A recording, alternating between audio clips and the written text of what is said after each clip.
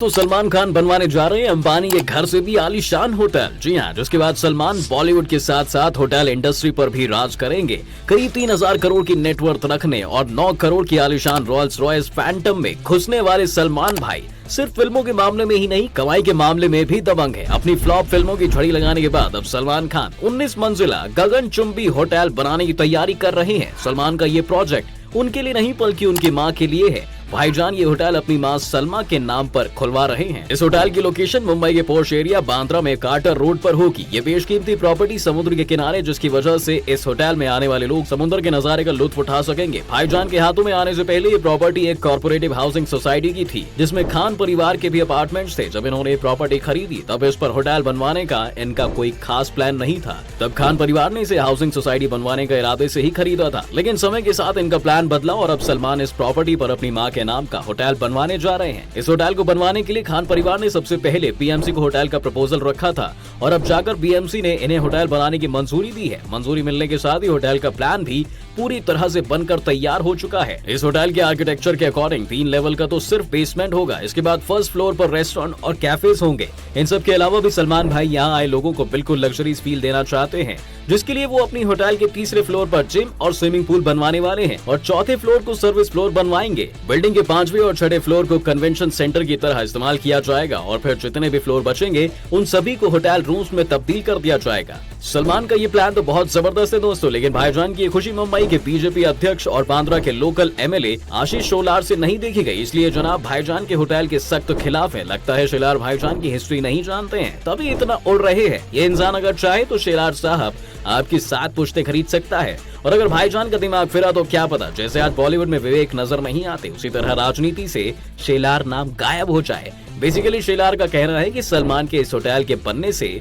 बांद्रा में जो लोग कार्टर रोड पर रहते हैं उनकी शांति भंग हो जाएगी और उनकी प्राइवेसी में दखल अंदाजी होगी। शेलार ये भी कहते हैं कि अगर किसी रेजिडेंशियल एरिया को कमर्शियल एरिया में तब्दील किया जाएगा तो होटल में आने वाली गाड़ियों से नॉर्मल लोगों को रहने में दिक्कतों का सामना करना पड़ेगा। खैर 2011 के एक इंटरव्यू में सलमान खान के पापा सलीम खान ने बताया था कि उन्हें रियल एस्टेट में इन्वेस्ट करने का बहुत शौक है और वो अक्सर प्रॉपर्टीज खरीदते रहते हैं। हाल ही में सलमान ने गैलेक्सी जैसे आलीशान बंगले के होते हुए भी मुंबई का एक फ्लैट 1.5 लाख के किराए पर लिया था। अब इतने बड़े घर के मालिक को किराए पर फ्लैट लेने की जरूरत क्यों पड़ी, तो ये तो वही जाने। लेकिन सलमान के अलावा और भी क्यों बॉलीवुड स्टार हैं जो अपना पैसा इधर उधर लगाने की बजाय रियल एस्टेट में इन्वेस्ट करते रहते हैं। मीडिया रिपोर्ट्स के अकॉर्डिंग सलमान की तरह जॉन भी रियल एस्टेट में अच्छा खासा पैसा इन्वेस्ट करते नजर आते हैं। उन्होंने 2009 में ही पेटेड स्कूल के पास एक जमीन खरीदी थी। फिलहाल जॉन इस प्रॉपर्टी को क्या करने वाले हैं इसके बारे में उन्होंने अभी तक कुछ सोचा नहीं है। इन्हीं की तरह ही ऋतिक रोशन और उनके पिता राकेश रोशन भी मुंबई में पॉश एरिया में लग्जरी अपार्टमेंट खरीदते रहते हैं। जैसे उन्होंने जुहू वर्सोवा लिंक रोड पर एक टावर में लगभग 100 करोड़ रुपए में 3 मंजिलें खरीदी थी। इसके अलावा वो कई तरह के कमर्शियल प्रॉपर्टीज में भी अपने पैसे इन्वेस्ट करते रहते हैं।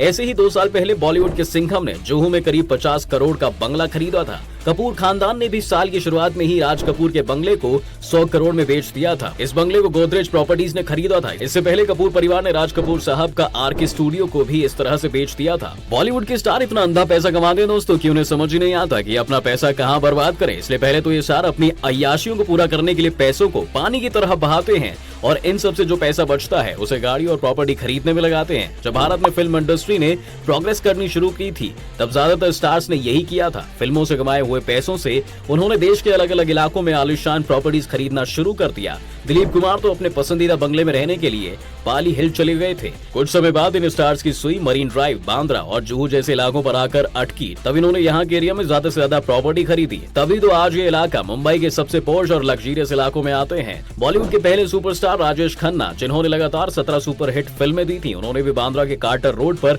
एक बंगला खरीदा था। आशीर्वाद नाम का ये बंगला आगे चलकर एक बेशकीमती प्रॉपर्टी बना। जब राजेश खन्ना इस दुनिया से चले गए तब ये प्रॉपर्टी उनके दोनों बेटियों के नाम पर कर दी गई और अपने पिता की इस निशानी को उनकी बेटियों ने साल 2014 में बिजनेसमैन को सिर्फ 90 करोड़ में बेच